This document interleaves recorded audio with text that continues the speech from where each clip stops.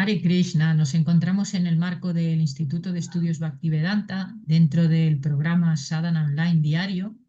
Yo, y al ser día domingo, siempre tenemos clases especiales. Y como Menos invitar, hoy, ¿el qué, perdón? menos hoy. Bueno, eso lo dice él, pero nosotros no pensamos así. Entonces, nosotros pensamos que sí, que hoy es una clase pues muy especial porque pues podemos aprender con Dwarkadas Prabhu, que es el presidente del Templo de Barcelona, entre otras muchas funciones. Y hoy nos va a hablar, él es un devoto al que le gusta mucho el estudio y eso se nota. Entonces, pues vamos a poder aprender de él acerca de los objetivos de la vida humana. Eh, en este caso, nos vamos a basar en el Srimad Bhagavatam, canto 6, el capítulo 11 y el texto 23, en donde Srila Prabhupada en el significado pues habla de esto, ¿no? De estos objetivos y como Dharma, Artha, Kama y Moksha. Y entonces esto pues es de lo que el tema que nos va a hablar hoy Dwarkadas Prabhu y le agradecemos mucho que haya venido aquí para, sí, pues para ayudarnos a tener mayor comprensión sobre esto. Te voy a poner ahí de coanfitrión por si quieres compartir alguna cosa. Gracias, Nitingi.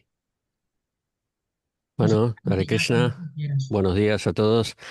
Gracias por la invitación y por este tema tan importante que son los Purushartas, eso que mencionaba Nityangi antes, Dharma, Artha, Kama y Moksha, es un elemento fundamental en la cultura védica y en lo que hoy se conoce como el hinduismo, porque es básicamente el plan de vida que los seres humanos tienen en la Tierra, tienen en esta vida. Eh, no es un camino espiritual, eh, así como lo presentan las escrituras védicas, es un camino piadoso, es un camino en el que la, la vida del ser humano tiene un orden a través del cual se puede desarrollar y progresar, a la vez progresar tanto materialmente como espiritualmente, para, para, por un lado, satisfacer su misión en la vida, su estadía en este mundo, de aprender a la vez que va experimentando el mundo, aprender cómo progresar con una dirección superior. Muchas veces la gente se pregunta, bueno, lamentablemente no en tantas, pero a veces la gente se pregunta, ¿no? ¿Cuál es el sentido de todo esto? ¿Cuál es el sentido de mi vida? Eh, los purushartas, estos cuatro elementos, cuatro etapas de la vida, nos dan una dirección, nos dan un sentido, independientemente de cómo sea la persona, independientemente de la profesión que realice, de la vocación, de la modalidad que tenga, de la personalidad que tenga, es algo general que todas las personas pueden seguir. Entonces, voy a compartir, eh, a ver, voy a compartir un PDF que, ¿dónde está? Acá está. Que había preparado para eh, la facultad. A ver si se ve bien, estoy compartiendo pantalla, sí. Entonces, tiene, hace referencia en varias partes a la universidad, pero bueno, es algo que es práctico, que nos viene bien para esto, para esta presentación o para esta charla. Entonces, como decíamos antes, los purushartas son cuatro objetivos fundamentales en la vida humana, ¿no? En la filosofía hindú. Dharma es algo bastante amplio que muchas veces vemos su amplitud porque se traduce de diferentes maneras. A veces Prabhupada lo traduce como religión, a veces lo traduce como deber. Fundamentalmente es nuestra función dentro de un orden universal, dentro de un orden cósmico, cuál es la función de acuerdo, cuál es la función que nosotros podemos cumplir en ese orden de acuerdo a nuestra naturaleza. Hay muchas escrituras eh, que en la literatura védica que se refieren al Dharma, ¿no? Los Dharma Shastras. El más conocido es el Código de Manu, el Manava Dharma Shastra, y que da una serie de reglas, de deberes que la persona debe cumplir. Normalmente esos deberes están en esa concepción de que todo el cosmos es un orden. De hecho, es interesante que la palabra cosmos realmente, literalmente significa orden, eh, que ha sido establecido por Dios, ¿no? Dentro de ese orden cósmico no solamente hay una parte física, sino que también hay una parte espiritual, religiosa.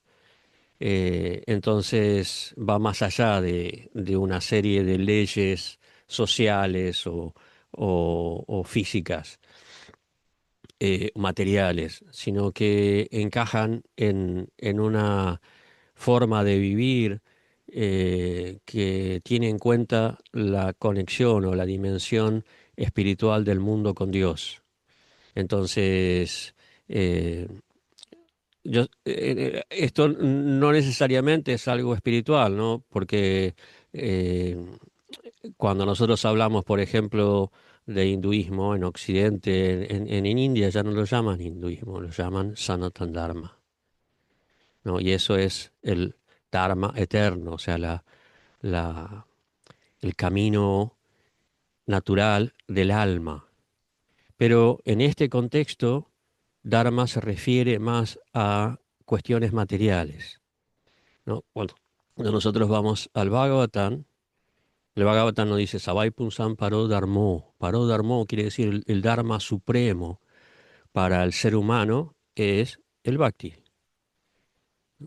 Eh, pero en este contexto se refiere más al Dharma que nosotros podemos encontrar, por ejemplo, en el libro de Manu, pero principalmente en los Vedas, principalmente en los Samhitas, los Samhitas y los Brahmanas, en esas dos secciones de conocimiento en la cual el ser humano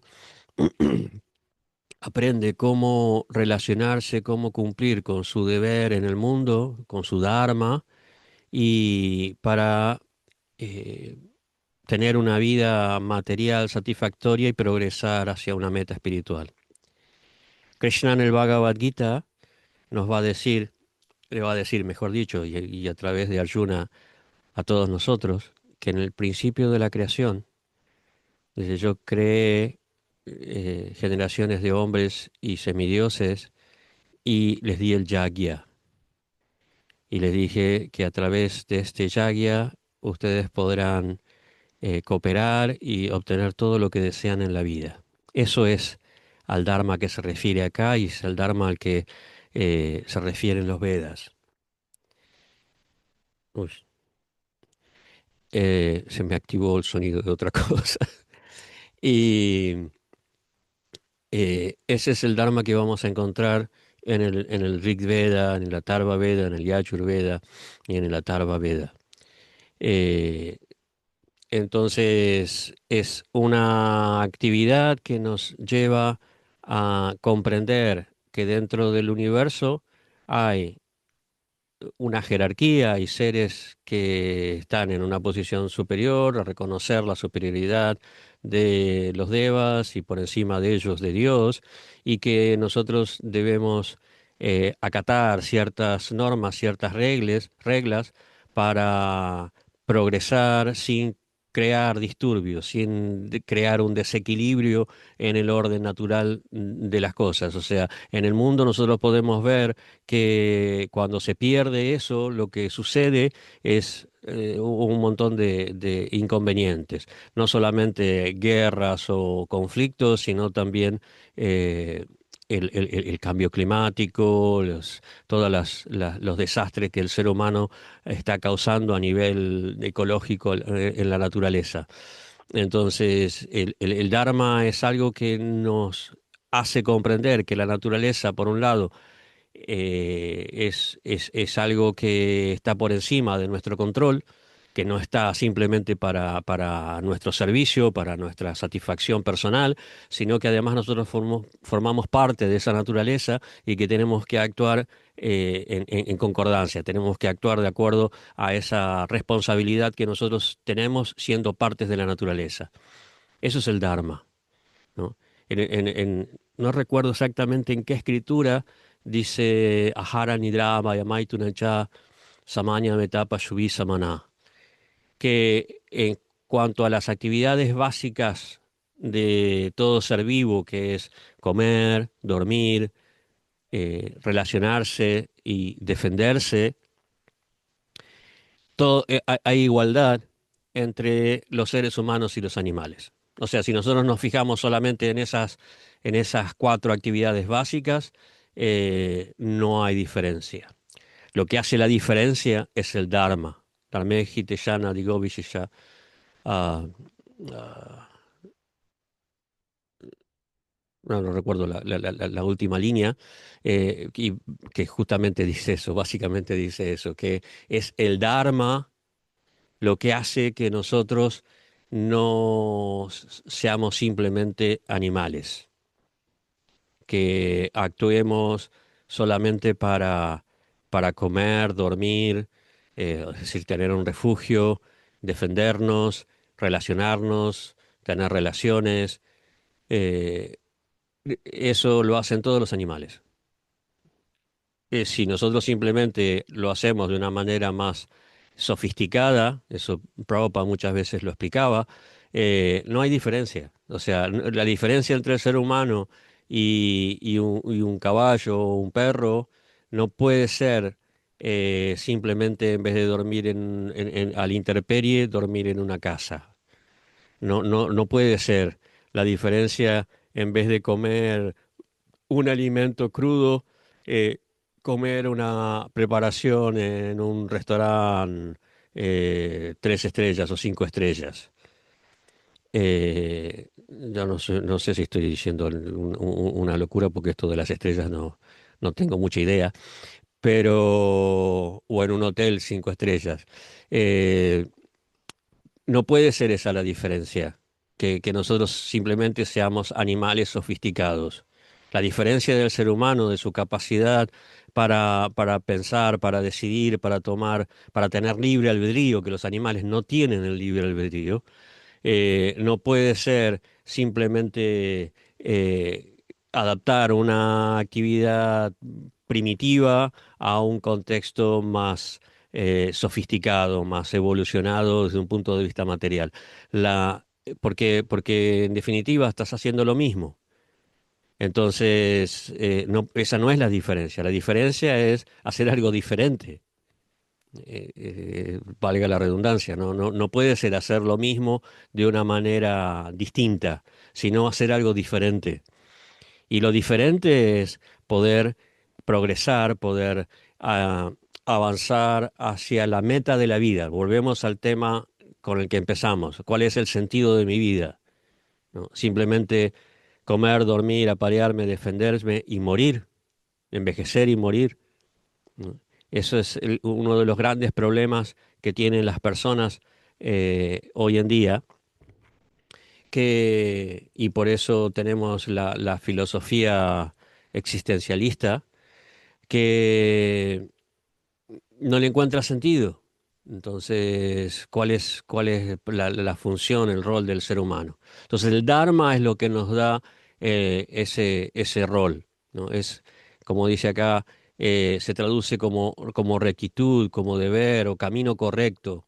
Es una moral interna que surge de la comprensión propia de la naturaleza y el rol en el mundo. Esto es lo que estaba explicando él antes. Entonces, el Dharma se refiere a vivir siguiendo ese orden en el mundo que, por un lado, hace que no seamos un problema, que no seamos un disturbio en el mundo y que nos hace parte del mundo y que, por otro lado, nos permite progresar. Es un tema muy extenso y no quiero eh, que ocupe todo el tiempo que tenemos. Entonces vamos a pasar al siguiente. Porque lo que sucede con el Dharma es que tiene consecuencias, ¿no? El Dharma y el karma son dos conceptos muy relacionados. Es decir, si yo actúo de una manera correcta, es decir, dármica, entonces el resultado es positivo, es bueno. Y si yo actúo de una manera incorrecta, adármica, ¿no? Pienso de que no tengo ninguna responsabilidad, ni tengo nadie a quien eh, dar cuentas, rendir cuentas, entonces en última instancia la naturaleza me obliga a rendir cuentas a través de reacciones karmáticas.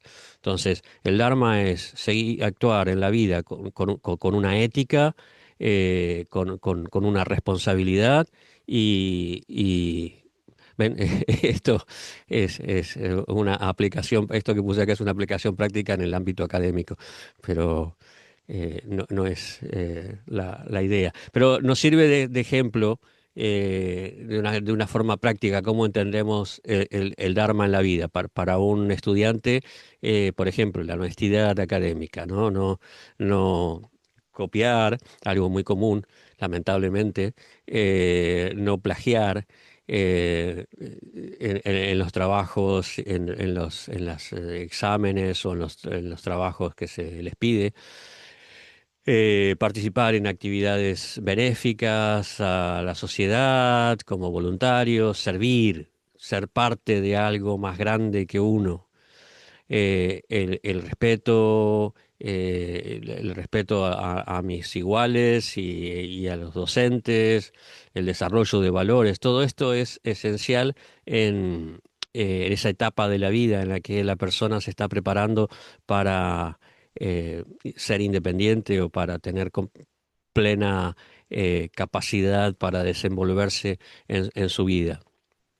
Entonces, estos son algunos ejemplos prácticos de cómo el Dharma nos ayuda a encauzar nuestra vida. Fíjense que acá no está hablando de algo espiritual, está hablando de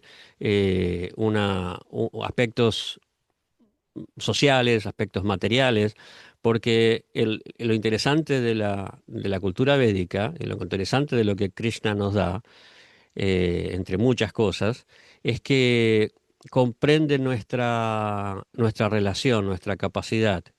Eh, ¿Estás levantando la mano, Nitangi? No, queriendo hacer una foto porque Ah, me vale, interesa vale. mucho, porque es que esto se puede extrapolar al templo, cambiándolo un Mm. poquito la actitud de de los asistentes y participantes al templo, es que me encanta. Sí, sí, sí, el Dharma es algo que está en todos los órdenes de la vida. Entonces, si nosotros... Uy, me perdí.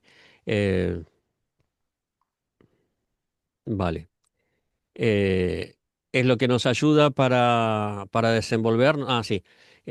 Krishna no solamente nos está hablando de vida espiritual, de renunciar a todo, de dedicarnos solamente a la meditación y a la devoción, sino que él entiende que nosotros estamos en este mundo por una razón. Y nos da un camino para progresar en esa función o en esa etapa de nuestra vida, que es adquirir cierta experiencia material que sea bueno para nosotros y sea bueno para las demás. ¿no? No es solamente que vamos a rechazar lo material. No, Krishna nos dice, no, no, está bien, tú tienes deseos materiales, entonces esta es la forma de satisfacer esos deseos y seguir progresando. Entonces, todo en esta faceta o en esta forma del Dharma, él nos enseña a cómo progresar materialmente. Y fíjense que en el Bhagavad Gita, en el segundo capítulo, Krishna le dice, le habla desde un punto de vista dármico a Arjuna, no espiritual, ¿no? Cuando le dice, los grandes generales que han tenido tu imagen en alta estima van a, se van a burlar de ti, van a pensar que eres un farsante, ¿no? Estoy parafraseando el verso, pero le está hablando desde un punto de vista completamente mundano, completamente material. Le está hablando, le está tocando el ego, ¿no? Krishna no es una persona que dice, no, no, simplemente eh, rechaza todo esto, porque eso es que Arjuna estaba proponiendo. Me voy al bosque y me pongo a meditar y me olvido de toda esta guerra. Y Krishna dice, no, no, tú tienes un deber para con la sociedad. Tienes que proteger la sociedad, eliminando a estos delincuentes. Entonces, hay aspectos del Dharma que son materiales, que tienen un sentido, que tienen un rol, una función importante en nuestra vida. Entonces, la consecuencia de eso, porque esto, el del Dharma, Artha, Kama y Moksha, es como una escalera. Una cosa nos lleva a la otra. Entonces, la consecuencia de esto, de vivir de una manera dármica, es arta. Arta quiere decir perfección, objetivo, meta, ¿no? Algo que nosotros realizamos y que, por ejemplo, la palabra purusharta, ¿no? Son los objetivos de la vida del ser humano, ¿no? Entonces, arta es la consecuencia del Dharma, ¿no? Es el objetivo del Dharma. Que cuando nosotros realizamos un trabajo, por plantearlo de una manera práctica, cuando nosotros realizamos un trabajo correcto, se nos premia. Dharma, Artha es la consecuencia, el premio a una conducta ética y moral correcta del mundo, ¿no? Cuando nosotros actuamos correctamente en la naturaleza, hay un equilibrio en la naturaleza. Cuando nosotros actuamos incorrectamente, hay problemas ecológicos, hay desequilibrio.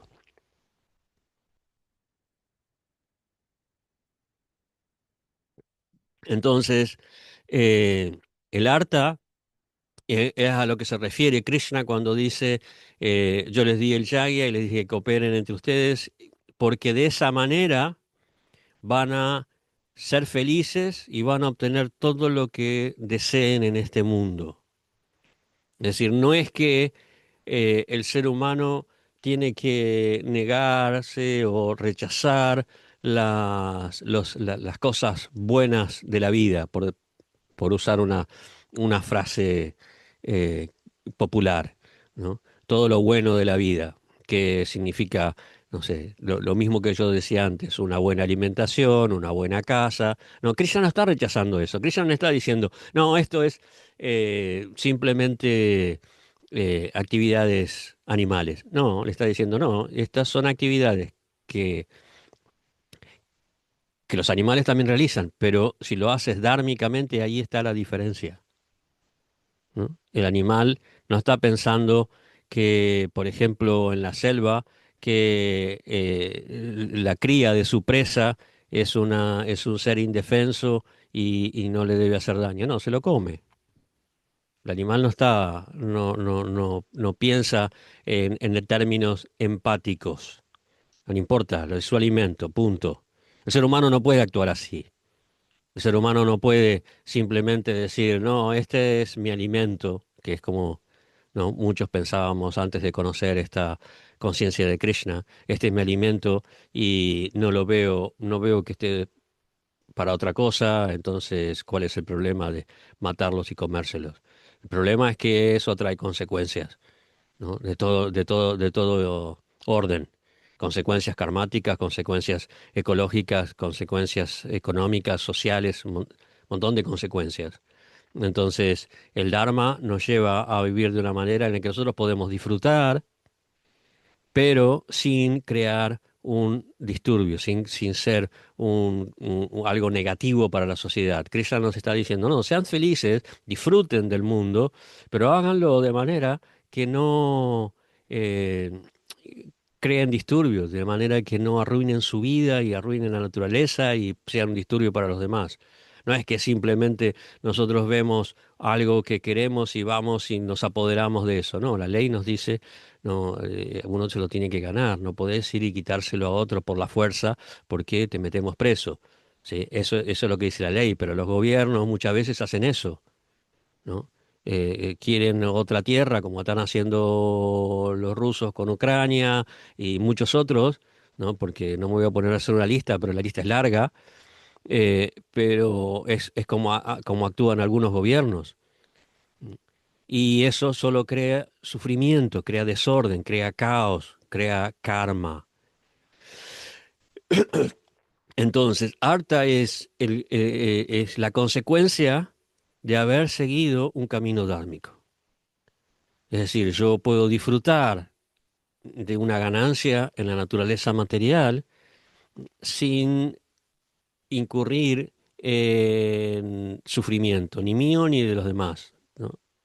Mío en el futuro y de los demás en el acto de conseguir esa ganancia, ¿no? Es decir, yo actúo de manera piadosa, correcta, ética, moral y obtengo un resultado, ¿no? Que no me va a acarrear ningún tipo de sufrimiento, ¿no? Es buen karma. El éxito profesional, la ganancia ética, la seguridad financiera, los recursos económicos, todo lo que nosotros necesitamos para desenvolvernos de manera satisfactoria en la vida, ¿no? Obtenidos de una manera correcta. Eso es arta. Yo me acuerdo en Paraguay, en el templo de Paraguay había una persona que muy piadosa que venía al templo y tenía no sé si lo conté alguna vez acá, yo ya a esta altura de mi vida muchas veces repito las cosas. Y es algo que es una experiencia muy gráfica, ¿no? Había una persona que tenía una industria panadera y todos los meses nos traía una bolsa de 50 kilos de harina. ¿No? Y entonces yo siempre le agradecía, ¿no? Porque por su generosidad, o sea, este era un templo pequeñito que recién estábamos comenzando ahí, y él me decía, no, no, no, yo sé lo que hago, yo les doy a ustedes porque sé que después Dios me da de vuelta a mí.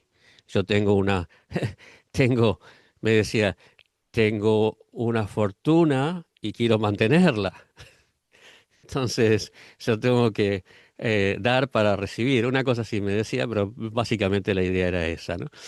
Entonces, y dentro del hinduismo eso es algo un concepto, una conciencia muy fuerte que tienen los hindúes de dar donaciones, de colaborar con los templos para tener una vida eh, satisfactoria materialmente, ¿no? Eh, y bueno, acá, ¿no? Otra aplicación práctica para los estudiantes, ¿no? Aprender cómo manejarse a nivel económico, ¿no? Tener actividades económicas, la búsqueda de trabajo, la gestión financiera, el desarrollo de habilidades, todo para eh, tener una buena vida, una buena carrera dentro de un marco ético, dentro de un marco moral. Y la consecuencia lógica del ARTA, es decir, yo tengo una cierta facilidad económica, es poder aprovecharla, poder disfrutarla. Muchas veces se identifica la palabra kama, disfrute, con las relaciones sexuales, el Kama Sutra y todo eso, ¿no? Pero es muchísimo más que eso está incluido, porque Krishna dice, yo soy eh, el sexo que no es contrario a los principios religiosos, ¿no? Entonces, Krishna no, no es un mojigato que entiende la necesidad de todos los seres de procrear, de prolongar la existencia de la especie. Eso en cualquier especie podemos encontrar eso, no es solamente una cuestión de disfrute. Pero no se limita a eso, se limita a todo lo que es placentero materialmente en la vida, ¿no? Kama significa apreciar una buena música, una buena comida, apreciar obras de arte, eh, apreciar y disfrutar de un buen entorno familiar, de las relaciones en pareja, apreciar o disfrutar de una situación emocional agradable, ¿no? Libre de estrés, libre de depresión y de todos los problemas que sufre la sociedad moderna hoy en día, ¿no? Fíjense la situación, o sea, la gente trabaja adármicamente, o sea, sin seguir muchas veces una ética.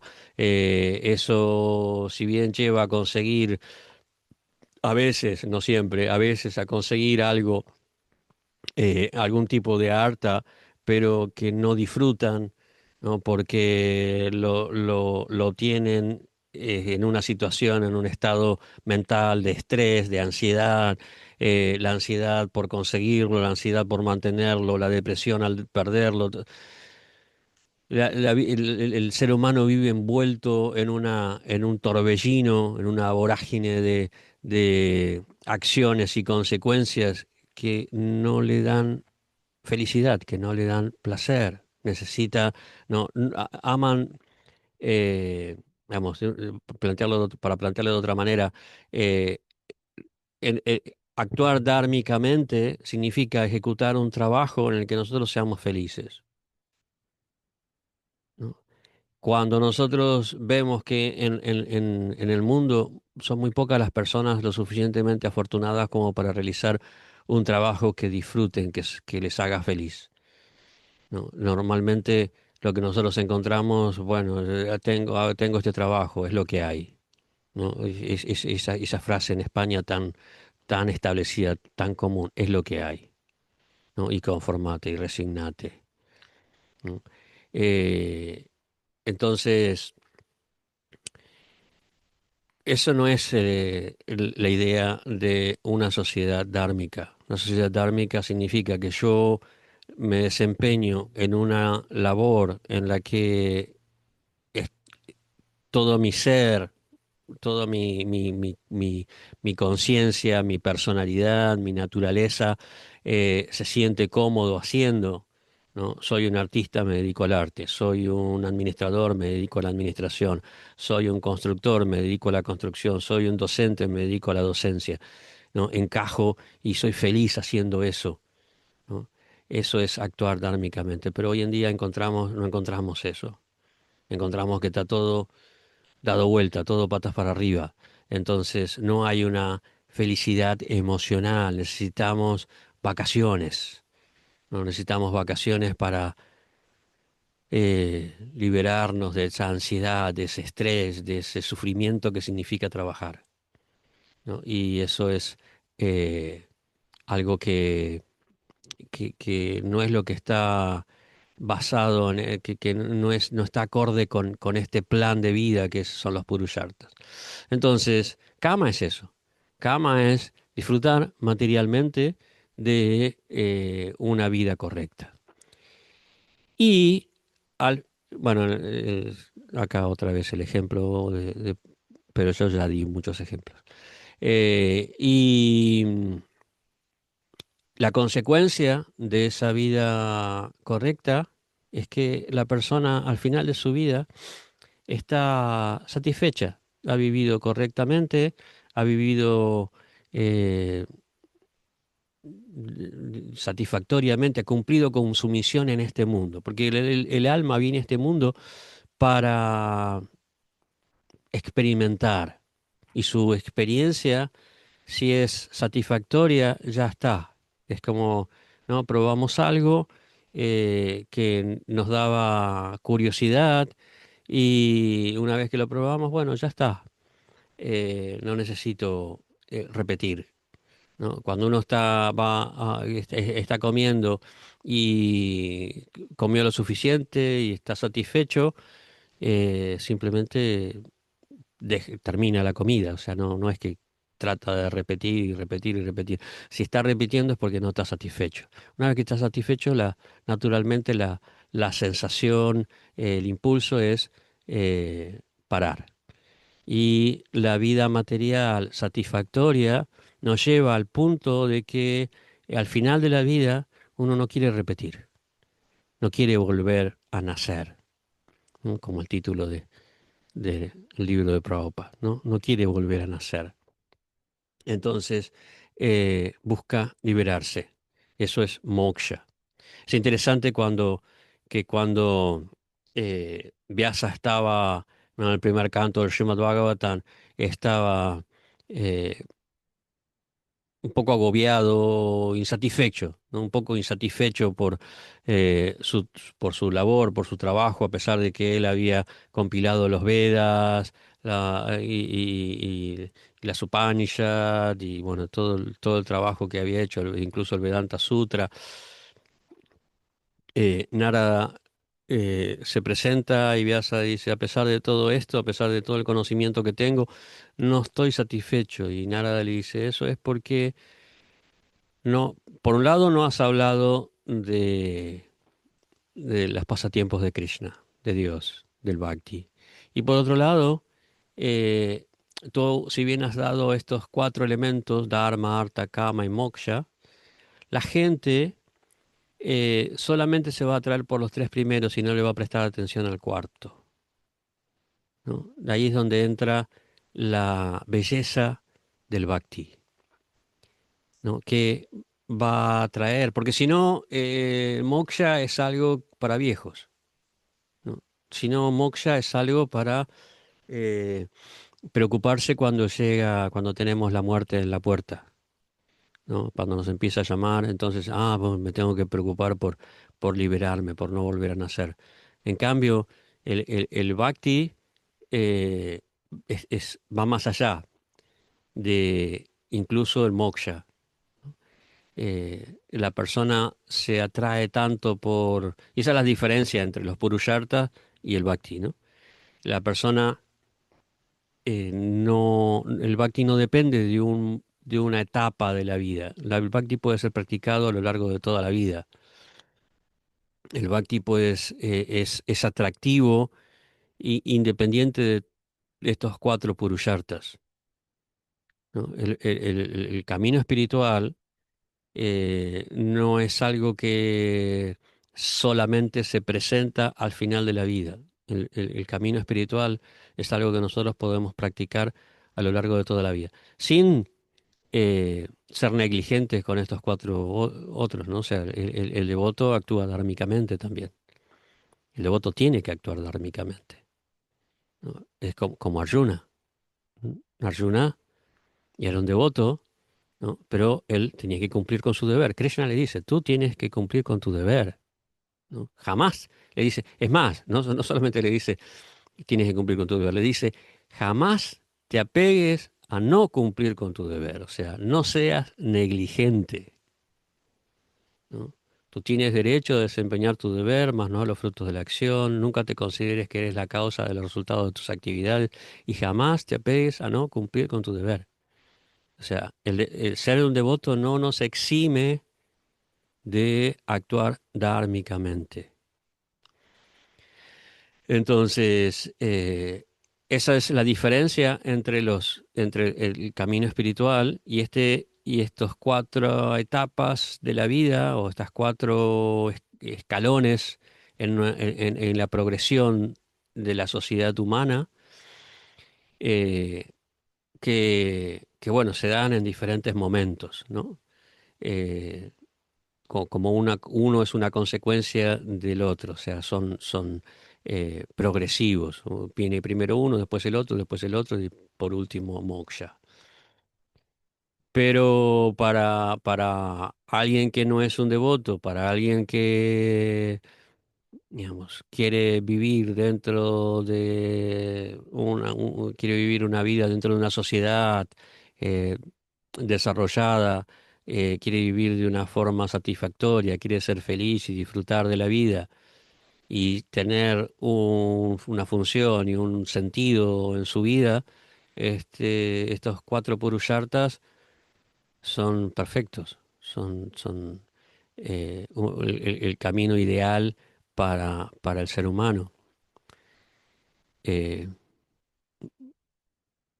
bueno, acá eh, tenemos las cuatro opciones básicas para la práctica espiritual, ¿no? Jnana, Bhakti, Karma y Raja Yoga. En fin, no sé si tienen alguna pregunta, algún comentario. Sí, yo me he apuntado varias cosas, Vale. pero bueno, yo puedo decir una y luego ya pues si hay alguien más, pues que... Pues mira, yo te quería preguntar si un practicante de Bhakti, o sea, que cómo debe transitar los Purushartas.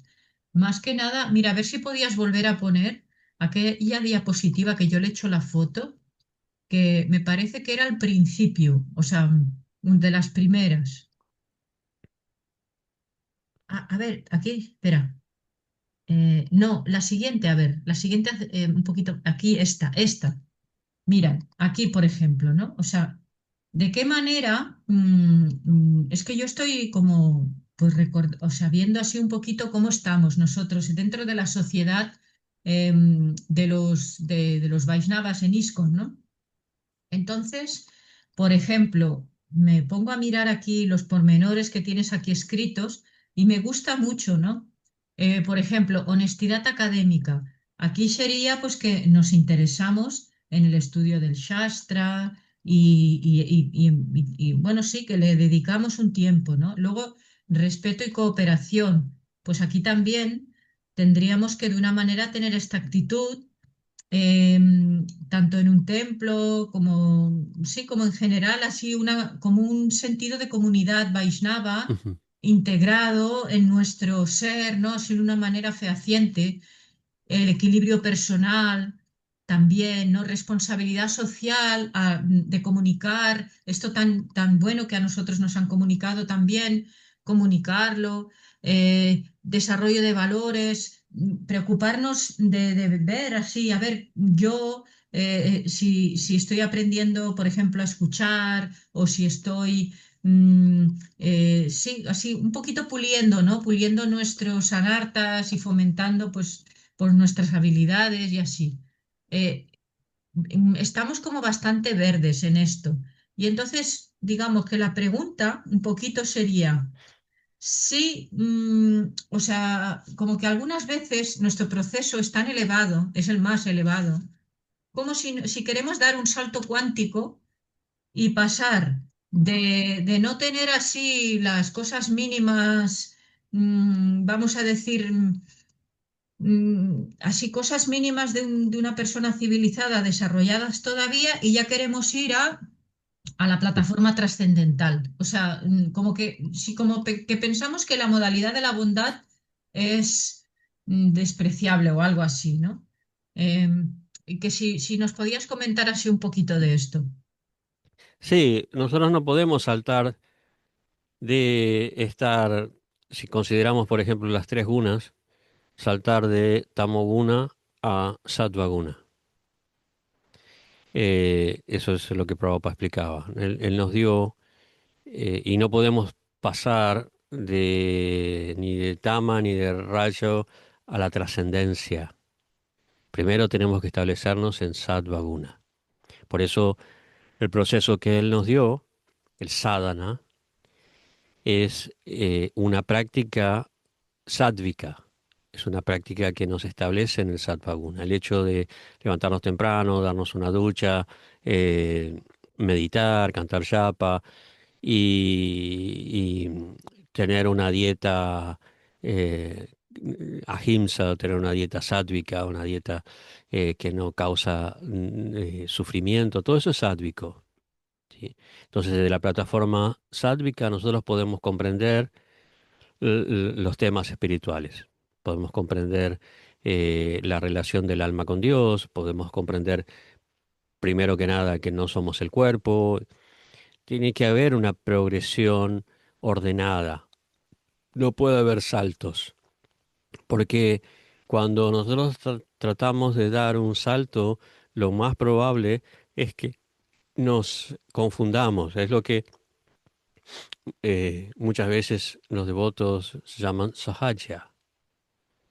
Es tomar un tema espiritual como algo mundano, como algo material, ¿no? Eso es lo que se produce y las apasampradayas son eh, desvíos, deformaciones que suceden por no estar preparados para ciertos conceptos o ciertas experiencias espirituales. El ser humano muchas veces trata de tomar atajos, ¿no? Y es como, por ejemplo, si yo quiero pasar, ya que estamos en el tema de los purushartas, si yo quiero pasar de directamente a Kama, ¿no? Es decir, no quiero seguir todo el proceso de Dharma, Artha y luego Kama. No, directamente quiero pasar, saltar a Kama. ¿Qué hago? ¿Cómo hago para disfrutar de algo que no me he ganado? Y lo robo, por ejemplo, ¿no? Lo tomo por la fuerza, ¿no? Entonces eso trae consecuencias. En la vida espiritual hay un proceso, ¿no? Nosotros no podemos pasar de una sociedad primitiva, cuasi salvaje, a ser eh, seres de luz. No, no puede- Sí, sí. eh, a veces las personas se piensan de que porque, no sé, siguen una dieta o hacen yoga, ya son seres de luz, ¿no? Y hasta ayer estaban fumando, tomando alcohol y hay un proceso de purificación, ¿no? Por ejemplo, si yo eh, no sé, tengo que hacer un tratamiento médico, hay veces que nos dan una dieta, ciertas normas, ¿no? No, por ejemplo, si voy a hacerme un análisis, no tengo que ayunar, o hay una preparación para ciertos procesos de médicos o de cura. Entonces, el sadhana que nosotros tenemos, que Prabhupada nos dio, es un proceso de preparación para comprender la naturaleza espiritual de nuestro ser y nuestra relación con Dios. No, no podemos pensar de que, y tampoco podemos pensar de que eso es instantáneo, ¿no? Que porque una vez canté Hare Krishna, ya soy un devoto y ya tengo las 26 cualidades del devoto, ¿no? A mí el tema de las 26 cualidades del devoto es algo que siempre me acomplejó un poco, porque uno dice, "No, uy, pero, a ver, empiezo a contar, empiezo a tomar en cuenta, a comparar cuáles son las que tengo. Y capaz llego a 3 o 4 o 5, ¿no? Pero son 26, ¿dónde están? ¿No? Y eso es que estoy en un desarrollo, en un proceso de desarrollo progresivo y que todavía me falta mucho camino para manifestar esas 26 cualidades devocionales, ¿no? Eso es algo muy importante que uno tiene que tener en cuenta, que el proceso es largo y mismo Prabhupada lo dice en el Bhagavatam, es lento. Es lento. Nosotros muchas veces, al principio especialmente, tenemos la necesidad de mostrar que somos devotos, ¿no? De ser aceptados por algo diferente, algo que no hicimos nunca, algo nuevo, ¿no? Y que ya somos devotos, que tenemos cierta evolución, cierto progreso. Y luego con el tiempo nos damos cuenta de que nos falta un montón todavía, ¿no? Si uno es una persona honesta, reconoce eso. Hay veces que las personas por venir en una cultura en la que eh, no es eso lo importante, en una cultura en lo que lo importante es de afuera, hacia afuera y no hacia adentro, no hacer trabajos introspectivos, sino mostrar a los demás los logros materiales, profesionales y económicos, ¿no?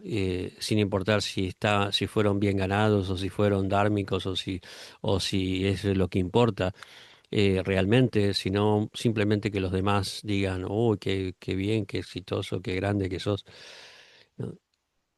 Venimos en esa cultura, entramos al movimiento y eso todavía, ese condicionamiento cultural sigue pesando, ¿no? Y yo he visto devotos, eh, ¿cómo es? Simulando momentos de éxtasis, más de una vez, ¿no? Falsos, completamente falsos, ¿no? Incluso uno se desmayó, me acuerdo una vez en medio de un kirtan, se tiró al suelo. O sea, un chico muy jovencito, muy inocente, eh, pensaba de que esa era la manera. Y eso es muy común en las religiones, ¿eh? Es muy común esos éxtasis. Y no son reales, o sea, no, eh, es simplemente un otro condicionamiento artificial, psicológico, ¿no? Entonces, lo mejor es desarrollar un poco de humildad, de honestidad, de introspección y ser conscientes de que todavía falta. Sí, ni te grime. Muchas gracias, por la respuesta así tan completa. Como nadie está diciendo, nadie está preguntando nada más, pregunto yo otra cosa, que ya tengo aquí como tres páginas apuntadas. Bueno, pero no voy a... pues mira, Tres páginas, no tres preguntas, tres páginas. sí, bueno, de una libretita no muy grande, ¿no? No es Ah, muy ok. grande, pero sí. Pero buena señal.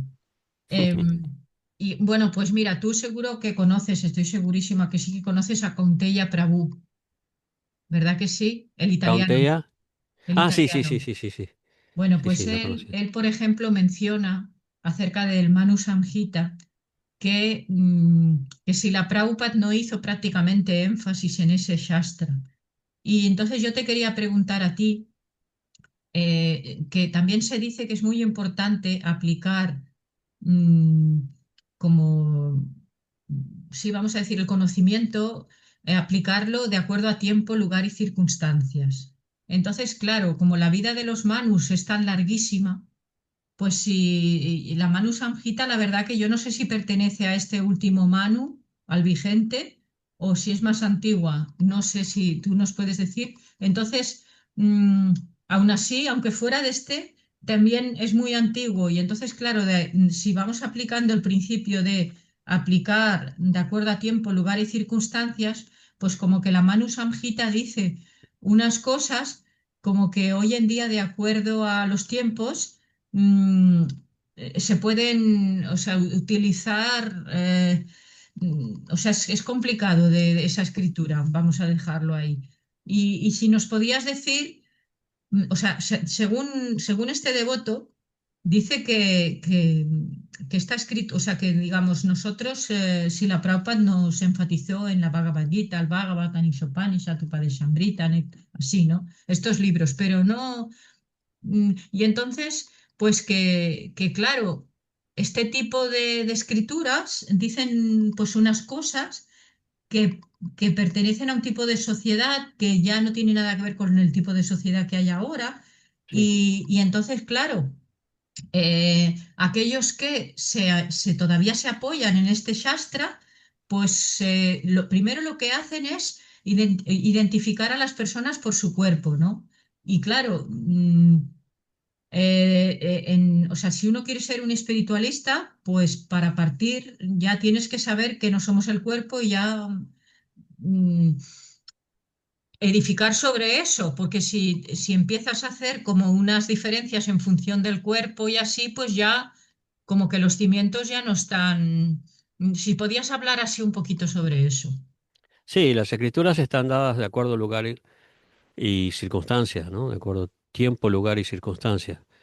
Eh, pu- Cuando los devotos le preguntaron a Prabhupada sobre el Manu Sanjita, Prabhupada dijo, ustedes no pueden tocar el Manu Sanjita, porque de acuerdo al Manu Sanjita, usted no recuerdo si dijo, ustedes son chándalas o mlechas, ustedes son mlechas, de acuerdo al Manu Sanjita, porque en la sociedad en la que Manu escribió ese Dharma Shastra, las cosas estaban mucho más ordenadas y y es un texto que está dado en un contexto mundano, en un contexto material. Lo que Prabhupada estaba proponiendo era algo diferente, ¿no? Era algo más compasivo. Es como, por ejemplo, si nosotros nos ajustamos estrictamente a la ley, más de uno tendríamos que ir presos. Si nos regimos así por una ley inflexible, ¿no? Eh, Empiezan a meter presos a medio mundo, media sociedad, empezando por los políticos, ¿no? Porque de una manera u otra todos alguna vez hemos saltado alguna norma, pasado algún semáforo en rojo, ¿no? Excedido el límite de velocidad, eh, circulado por donde no debíamos o cosas por el estilo. Entonces todos tendríamos que pagar multas, que eso ya está, digamos, dado por la naturaleza material, ya está cubierto por la naturaleza material. Lo que Prabhupada estaba dándonos era una visión mucho más empática, una escritura eh, basada en la misericordia, en la gracia, ¿no? Sí. Y el Mano Sanjita, no, en eso no encontramos en el Mano Sanjita. No encontramos, es una visión tanto social como material, mucho más estricta, ¿no? Uno hace esto y sufre esto, ¿no? Incluso si vamos al quinto canto del Bhagavatam, encontramos un poco de eso, ¿no? En las descripciones de los patalas, de los infiernos, como el que hace esto tiene esta consecuencia. Eso es una descripción eh, material del mundo y, y que está dada también para como una toma de conciencia de que el mundo es un lugar de karma, es un lugar peligroso, es un lugar que uno tiene que trascender, ¿no? Entonces, porque desde el punto de vista de la mano Sanjita, nosotros no, no podríamos, por ejemplo, recibir la iniciación de un maestro espiritual, no estamos eh, cualificados por formación, por nacimiento, por cultura, ¿no? A recibir muchas de las cosas que Prabhupada nos dio, ¿no? Entonces, en una sociedad muy ortodoxa, muy aferrada a estos Smarta Shastras, eh, en el Kali Yuga la mayor parte de la gente no tiene cabida, ¿no? Eso es para eras en las que las personas eran mucho más éticas, mucho más morales, ¿no? Que no importaba si alguien te veía o no te veía, vos seguías las reglas, ¿no? Hoy en día, si alguien no te ve, y bueno, no me ve nadie, no pasa nada, ¿no? Y uno rompe las reglas, ¿no? En el Dwapara, en el Treta, en el Satya Yuga, y el Mano Sajita es del Satya Yuga, las reglas se seguían independientemente de que alguien te viera o no. Ya no es como Yudhishthir, ¿no? Que él no iba a mentir, aunque mismo Krishna se lo dijera. Entonces, en el Kali Yuga, si nosotros, es como lo que decía antes, si nosotros nos volvemos muy, muy, muy, muy estrictos con la ley, vamos todos presos, ¿no? En el Kali Yuga vamos todos presos y en Occidente más todavía, ¿no? En Occidente esa falta de, de cultura, de compasión, de conciencia ecológica, es bastante obvia. ¿No? Es bastante obvio. Nos tienen que poner leyes, obligarnos con impuestos y aún así, ¿no? Aún así, sociedades enteras, países enteros, gobiernos, ¿no? Eh, que están viendo el problema, no siguen las reglas, ¿no? Y entonces, qué aplicación puede tener el Manu Sanjita? ¿No? Ahora, la última reunión de medioambiental en Brasil.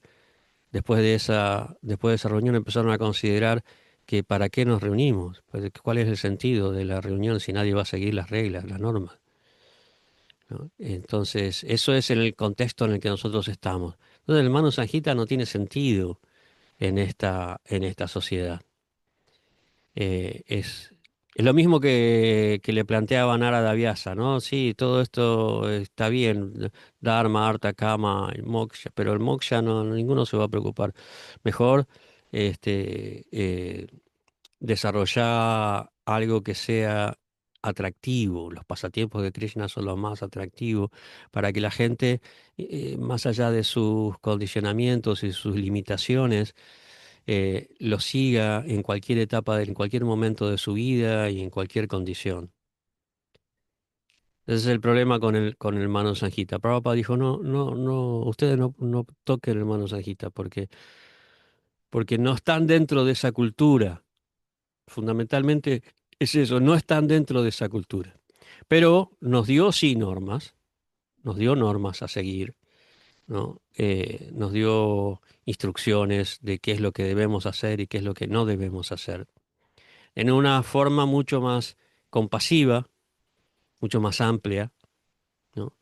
Eh, ¿No? Por ejemplo, no sé, Sanatana Goswami nos dio el Hari Bhakti Vilas, Rupa Goswami nos dio el Upadesamrita, tenemos normas a seguir, principios que están acorde con el servicio devocional, con la conciencia de Krishna, y que hacen que nosotros podamos progresar ordenada, éticamente, moralmente y espiritualmente.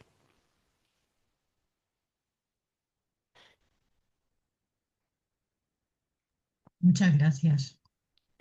Por ejemplo, si tú quieres vivir en un templo, hay normas que tienes que seguir en un templo. Hay cuatro principios básicos, ¿no? Hay normas de conducta, ¿no? De cómo relacionarse con los devotos, con las devotas. Hay un orden, un trabajo, un servicio que nosotros debemos realizar. Hay principios, pero no al nivel de los Dharma Shastras.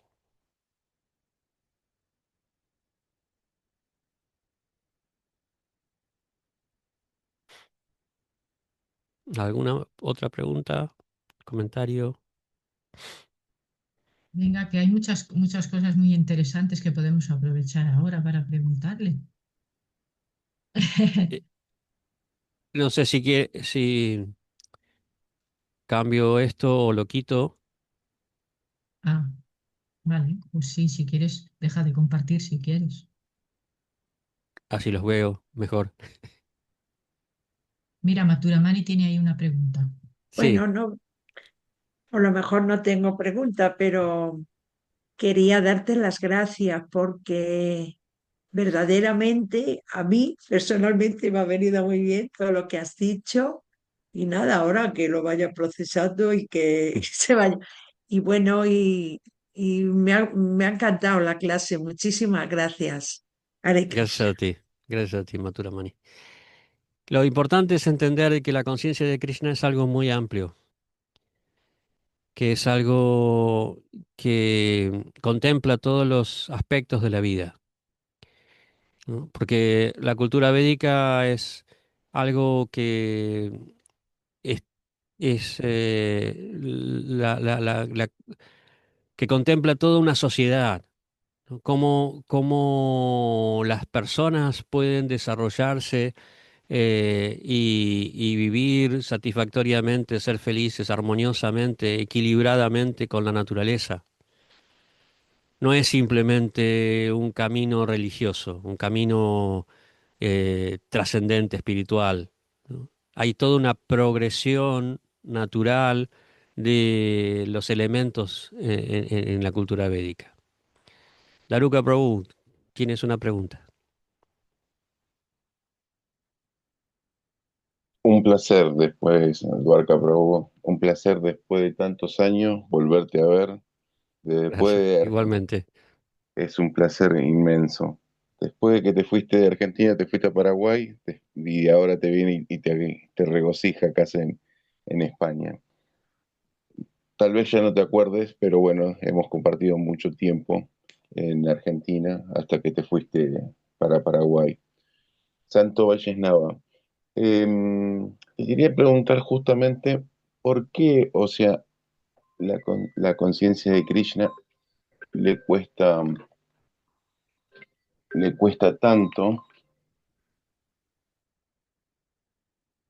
le cuesta tanto agarrar, o sea, o sea, tiene un montón de brazos, ¿no? Para trabajar, pero ¿por qué le cuesta tanto al mismo tiempo a la conciencia de Krishna como al ver a otras comunidades o sea, poder articular todos esos brazos, ¿no? De conducta, porque es tan abierta y a veces al mismo tan dinámica que al mismo tiempo es, o sea, hasta el día de hoy no lo puede articular, no puede homogeneizar en bastante tiempo, o sea, en bastante persona. Es como que se le vuelve conflictivo, es tan dinámico, pero al mismo tiempo o sea, eh, es Tiene muchos armonioso, pero aspectos. exacto, pero y al mismo tiempo en la conciencia de Krishna, mirándolo como a otras sociedades, como la judía, o sea, los menonitas, le cuesta tanto seguir, o sea, dinámica de todo este tema. Por eso quería, o sea, más o menos que ya lleva tiempo en esto, si puedes darle algún enfoque. Eh, Nosotros venimos de una cultura diferente y venimos arrastrando eso, ¿no? Nosotros somos hijos de una cultura, estamos educados en una cultura distinta y en nuestra cultura nunca se ha cultivado demasiado la amplitud, la apertura que son propios de la cultura india. O sea, en la cultura india, si bien no es ideal, pero en su ADN tienen esa capacidad para asimilar y empatizar con otras, con personas que piensan diferente. Tú fíjate que, por ejemplo, lo que nosotros conocemos como hinduismo, que normalmente se identifica como en Occidente como una religión, no es una religión, es una familia de religiones. Nosotros dentro del hinduismo encontramos shivaísmo, shaktismo, vaishnavismo, eh, principalmente. Personas que tienen una religión diferente, ¿no? Trata de meter a judíos, cristianos y musulmanes en una religión, bajo un mismo nombre. Y esa es la cultura que nosotros traemos. Esa es la cultura de la que nosotros venimos. Es esto, nada. Incluso entre mismos cristianos no se llevan bien. A lo largo, no se han llevado bien a lo largo de cientos de años, o miles de años incluso.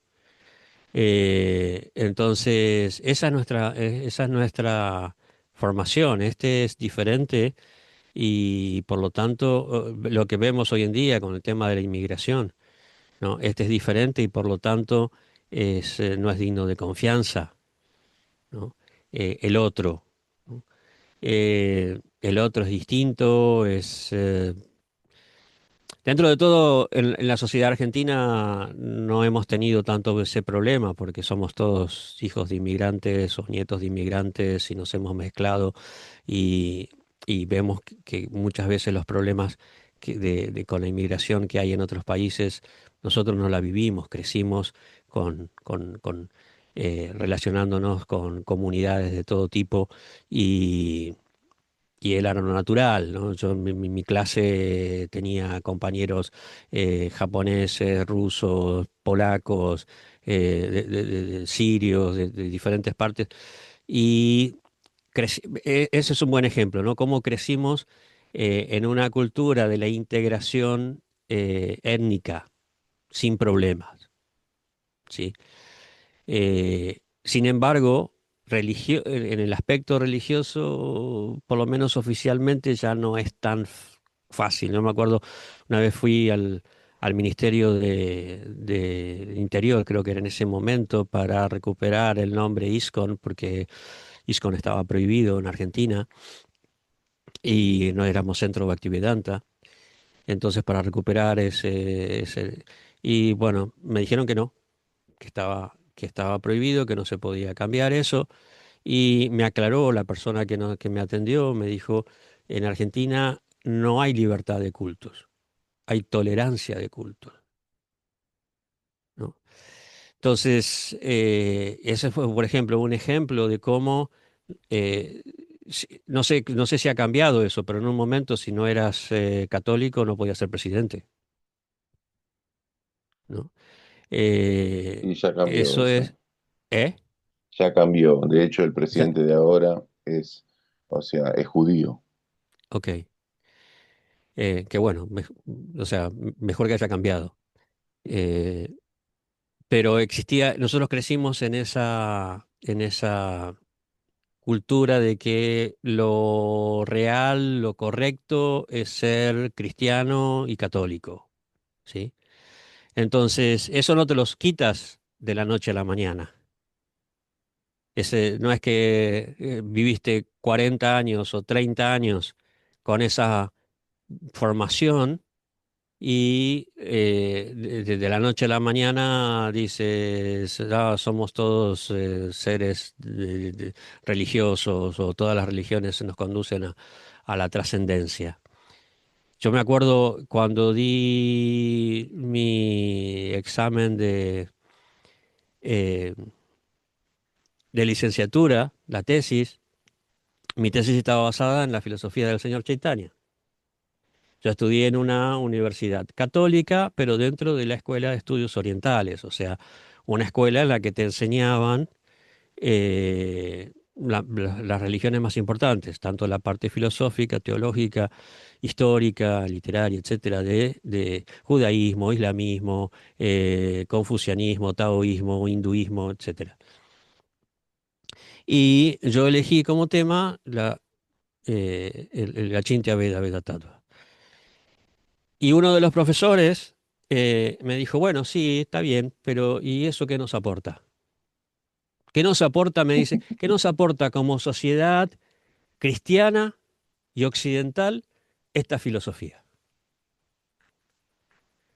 Esa es un poco la sociedad en la que nosotros crecimos. Yo soy una persona que está estudiando todas las eh, diferentes religiones y que se especializa en el tema de Asia, me plantea esta pregunta fundamentalista prácticamente. Que tuvimos una discusión, finalmente la directora, que era la jefa de la mesa examinadora, me dijo, no, si usted tiene razón, pero por favor, no, le puede responder, porque yo no se lo quería responder directamente. Eh, me dijo, le puede responder, y bueno, le respondí todo bien. Pero ese tipo de visión es la que predomina en muchas sociedades occidentales, que los indios no tienen ese problema, porque ellos aceptaron una designación que se la pusieron eh, gente de afuera, y desde primero los turcos, después los mongoles, después los ingleses, franceses, le dijeron, ustedes son hindúes. Y eso no existía. Y como en el Rig Veda dice, ¿no? La verdad es una, pero los sabios lo llaman de diferentes maneras. Entonces dijeron, bueno, que nos llamen Shaktas o hindúes o Vaishnavas o hindúes, da igual. La verdad es una. Nosotros no tenemos esa formación, no tenemos esa cultura. Nosotros, nuestra cultura es nosotros, eh, como es Dios, patria y, es y familia, Dios, patria y familia, una cosa así, ¿no? Somos muy individualistas y más allá de que algunos puedan ser más, menos, esto es obviamente es una frase de personas de extrema derecha o lo que sea, muy ortodoxos, muy tradicionalistas, ¿no? Pero aunque nosotros seamos más abiertos, igualmente tenemos una influencia cultural que en algunos momentos sale a relucir. En algunos momentos, ¿no? Decimos, no, somos los campeones del mundo, ¿no? Ese tipo de cosas, ¿no? Y está ahí, está en nuestro ADN. Trascender eso, superar eso es muy difícil. Es posible, pero es muy difícil. Yo- Muchos de nosotros hemos vivido cambios sociales muy grandes. Lo que en un momento en nuestra juventud no era aceptable, hoy en día es aceptable. Lo que en esa época era aceptable, hoy en día es inaceptable en muchas cosas, ¿no? Por ejemplo, mi visión de las personas gay en un momento cambiaron radicalmente, ¿no? Porque conocí, me relacioné, hice amistad y, y, y no era, ¿no? Como me dijo una vez alguien, no era lo que me contaron, ¿entiendes? Entonces, esas cosas, esa experiencia te va cambiando y de repente te relacionas con gente de otras religiones y te cambia completamente la cabeza, el mundo y todo lo que habías aprendido hasta ese momento. Yo me acuerdo cuando vine acá en un encuentro de diálogo interreligioso, yo prácticamente desde que estoy aquí, hace 21 años, me desenvuelvo mucho en diálogo interreligioso.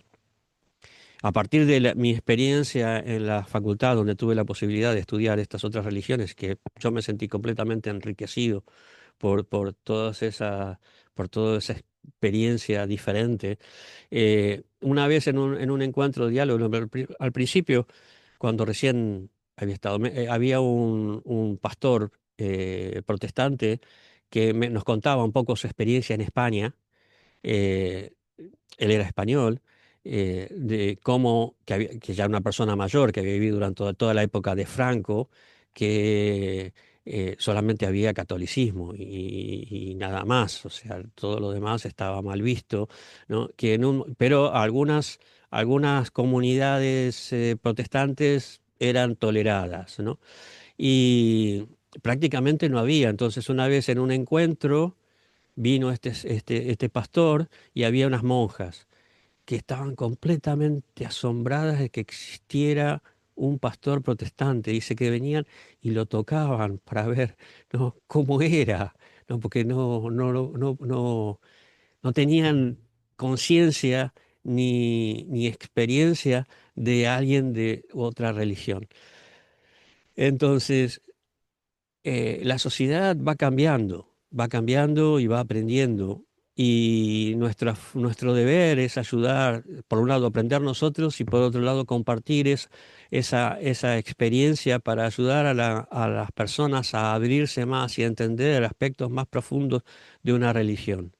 Para mí, personalmente, es muy importante el diálogo interreligioso y la difusión del diálogo interreligioso, porque es la única manera en que podamos trascender muchos de los y superar y mejorar muchos de los problemas que nuestras sociedades están viviendo, porque se ven a las religiones, incluidos nosotros, como causa de conflicto, ¿no? Las religiones son las culpables de los conflictos.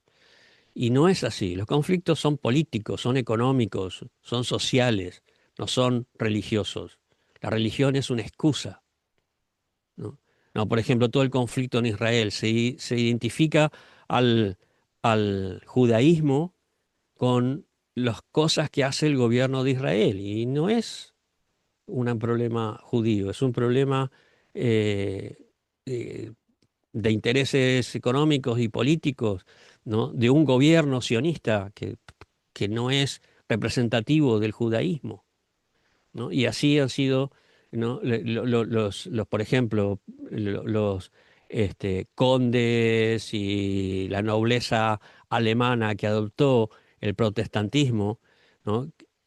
Por una cuestión política en contra de la influencia papal. Siempre ha sido así, ¿no? El Enrique VIII, cuando no le convino, dijo, bueno, vamos a independizarnos de Roma y crea el anglicanismo. Pero, ¿cuál era el problema? No era el problema, no era un problema de interpretación teológica, era un problema de interés personal. Quería casarse con otra, la iglesia no lo dejaba, entonces dijo, me separo de la iglesia. O sea, el origen de los conflictos puede que haya alguna influencia, pero especialmente alguna manipulación de la religión para justificar un problema, ¿no? Es decir, se caldea a una sociedad, ¿no? Se calienta la cabeza, se manipula a una sociedad con una bandera religiosa para promover conseguir algo, promover un conflicto que le permita conseguir algo a un gobierno que está interesado en lo que tiene el otro, ¿no? Pero por eso es importante la participación de los devotos en el diálogo interreligioso y la difusión del diálogo interreligioso, y que la gente vea que las religiones son una fuente de diálogo, de armonía, de ayuda. Las religiones pueden ayudar mucho a la construcción de una sociedad moral, armónica, equilibrada. Eso es algo que yo creo que es una necesidad muy, muy grande. Dime, Prabhu. Sí, pues justo o sea, vos me decís, Santo, que acá eh, las religiones siempre son un puente, pero para que haya un puente siempre va a haber un líder, y sobre ese líder siempre va a tener una interpretación propia.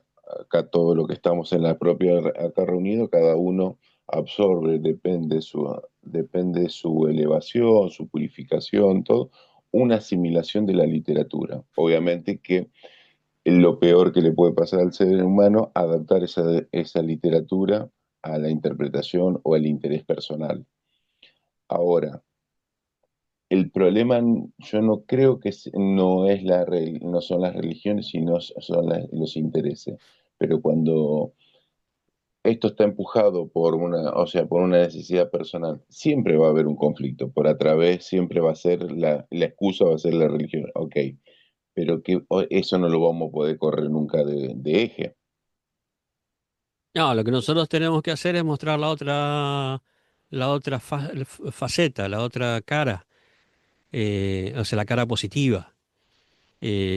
Siempre va a haber gente que va a va a utilizar su interpretación y sus intereses a relucir para conseguir algo, pero nosotros tenemos que aportar la parte positiva, ¿no? Por un lado, aprenderla y ponerla en práctica y mostrarla. Y la gente que se siente inspirada por ese ejemplo va a colaborar.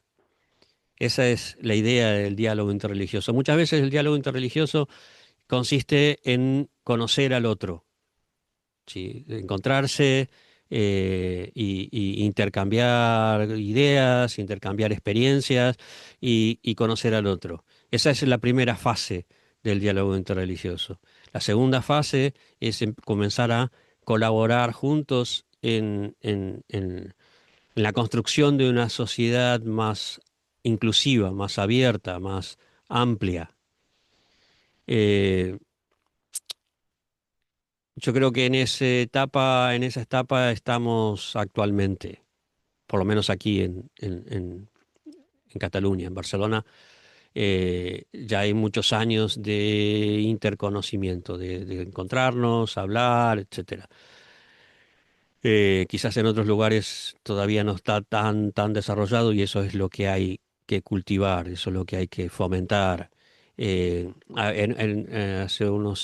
El año pasado creo que fue, en un encuentro, en congreso de ISKCON Communication, una devota contaba que creo que en Hungría fue, en el que mm, las cosas están hacia nivel social, interacción de ISKCON con la sociedad en general están muy desarrolladas,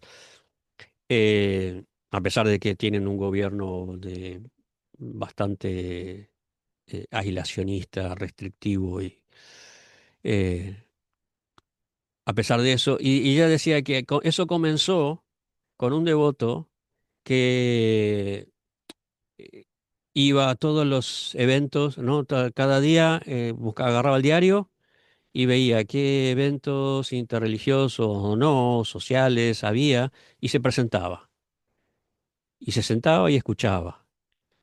Y, y la gente comenzó a eh, llamarle la atención, ¿no? Y a tomarlo como algo ya normal, incluido en ese ámbito, ¿no? Y le empezaron a prestar atención y empezó a interactuar más, pero él simplemente iba y se sentaba y escuchaba, nada más. Entonces, naturalmente lo incorporaron y a partir de ahí se abrió muchísimas posibilidades. Para nosotros, que somos bastante raros todavía, o sea, cuando la gente nos identifica como los que van en la calle, los peladitos que van por la calle cantando, ¿sí? Y somos mucho más que eso. Eso está bien, eso es la base, como el sistema de Sri Chaitanya, el Sankirtan, ¿no? Eso es perfecto, genial. Pero somos más también, ¿no? Tenemos muchos más aspectos que aportar a la sociedad. Y es importante que la gente nos conozca más en esos otros aspectos, nuestra cultura, nuestras escrituras, nuestra experiencia. Y eso se logra a través de este tipo de encuentros interreligiosos, de la interacción, de sociabilizar religiosamente, ¿no? Eh, eso para mí es muy importante. Fíjate que nosotros en Argentina, cuando volvió la democracia, ¿no? El movimiento había sido prohibido en el 76. Cuando vuelve la democracia, nosotros comenzamos a salir a hacer Sankirtan a la calle, pero con sin ropa devocional. O sea, la ropa devocional vino algunos años después, ¿no? Sin ropa devocional, sin raparnos, sin zika, ¿no? El sanquitanero, yo me acuerdo, en ese momento estaba dirigiendo la fábrica de incienso, ¿no? El sanquitanero que se rapaba, por lo que fuera, que se rapaba, no lo dejaban salir a Sanquitan, ¿no? Y me lo mandaban a mí para que lo pusiera a hacer incienso. Era el castigo. No solo por el hecho de hacer incienso, sino porque estaba conmigo. Eh, entonces, hubo una adaptación de la conciencia de Krishna a un contexto específico. Y salimos a predicar y se hicieron muchísimos devotos, vistiendo ropas karmis y, no sé, con el pelo normal y cosas así, ¿no? Eh, pero son momentos. Después ya los devotos empezaron a salir con ropa devocional y distribuían cantidad de libros eh, y ya la sociedad estaba un poco más preparada para vernos de esa manera, ¿no?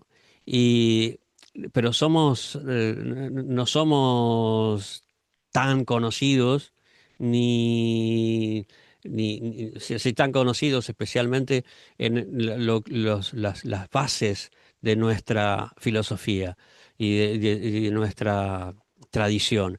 Entonces, a través de estos encuentros de diálogo, a través de eventos, a través de presentaciones, en la medida en que te que te escuchan, eso es muy importante, que te escuchan, porque los devotos tienen mucho para aportar y mucho para decir. En la medida que te escuchan, que te dan un lugar para presentarte y para explicar, eh, hay muchas más posibilidades de que ISKCON sea reconocido, apreciado, aceptado, ¿no? Y de esa manera pueda desarrollarse y desenvolverse, los devotos puedan desenvolverse en la sociedad más ampliamente. Por eso es tan importante el diálogo interreligioso, también para que, no solamente por una cuestión de construcción social, sino para que nos conozcan. Me acuerdo, en un momento me cambiaron de un grupo de diálogo a otro y era el primer grupo que se formó en Barcelona, el grupo inicial se llama. Y en la primera reunión en la que yo participé, prácticamente fui el único que habló, porque todo el tiempo me hacían preguntas sobre mi tradición, sobre nuestra tradición, y, y con un interés que a mí me desarmó completamente cualquier recelo que pudiera tener, cualquier timidez que pudiera tener, porque fue eh, tan agradable, fueron tan abiertos, ¿no? Y había de varias tradiciones religiosas y tan interesados, especialmente un sacerdote, el padre Botán, que era el que más preguntaba y una de las personas que inició el diálogo interreligioso aquí en Barcelona, que lamentablemente ya no está más. eh, que, bueno, son experiencias que te cambian la visión del otro, de la otra tradición, completamente. Hace poco, este año estuvimos en otro congreso de ISKCON Communication en Italia y visitamos una iglesia para Bhakti Prabhu, un discípulo de Prabhupada que es uno de los directores ahí en Italia, nos llevó a una iglesia muy antigua eh, bueno, en la ciudad que estamos ahora, se me fue el nombre, y el sacerdote nos agasajó y nos hizo una presentación de su experiencia interreligiosa. Y fue una charla magnífica, ¿no? De una experiencia que para los devotos fue muy ilustrativa, para muchos de los devotos que estaban ahí fue sumamente ilustrativa. O sea, hay todo un trabajo actual, bastante actual, que se está desarrollando, que es joven todavía, en cuanto a conocer y aceptar otras comunidades, y en la cual nosotros tenemos que participar, no podemos quedarnos atrás, no podemos estar aislados. Perdón que se me hizo larga la respuesta. Nitiangi. Bueno, es para decir que ya, pues que es súper interesante todo lo que estamos comentando y muy enriquecedor, más por una cuestión de tiempo, pienso que ya tendríamos que ir cerrando. Pienso igual. Ha sido un placer enorme, Daruka, verte nuevamente. Gracias por asistir. Bueno, pues Prabhu, Gracias, Prabhu muchísimas Santo. gracias. Muchas gracias por darnos la clase, A por tu ustedes. tiempo y, y nada, te decimos pues hasta pronto. Hasta Y a pronto. todos, muchas gracias por venir. Gracias, Duac. Hare Krishna, gracias a Tasaki. Haribol, gracias a todos. Haribol, Haribol, muchas gracias. Gracias.